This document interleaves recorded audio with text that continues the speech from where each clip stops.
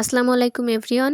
আজকে আমি আমার বোনের জন্য একটা কালো ড্রেস বানাবো। মানে ওর প্রায় সব কালারেরই ড্রেস আছে, কিন্তু কালো কালারের ড্রেস এখনও পর্যন্ত আমি ওর একটাও বানাই দিইনি। এর জন্য আম্মু প্রতিদিন বলে যে ওরে একটা কালো ড্রেস বানাই দে।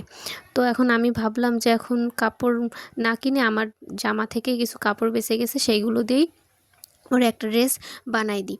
তো এখানে শুধু লেসটাই আমার বাড়তি কিনা লাগছে, আর কোনো কিছুই কেনা লাগেনি, ওই কাপড় দিয়ে হয়ে গেছে। আমি এখানে ৩ রকমের কাপড় ইউজ করছিলাম।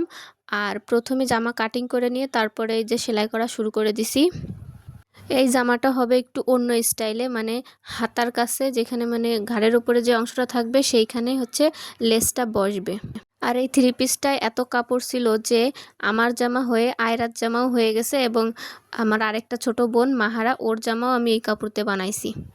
এই ড্রেসটা মূলত আমি বানাইছি মানে ইউটিউব থেকে একটা ভিডিও দেখছিলাম, মানে একটা ড্রেসের ছবি, সেইখান থেকে আর কি বানাইছি। মানে হাতাটাই আসলে এই জামার মূল আকর্ষণ, মানে হাতাটাই খুব সুন্দর লাগবে। এই দেখেন, কথা বলতে বলতে বডিটাও কিন্তু কমপ্লিট হয়ে গেছে। ওই যে বডির যে গলার ওখানে আছে ওখানে কিন্তু আমি পাইপিং করে দিছি।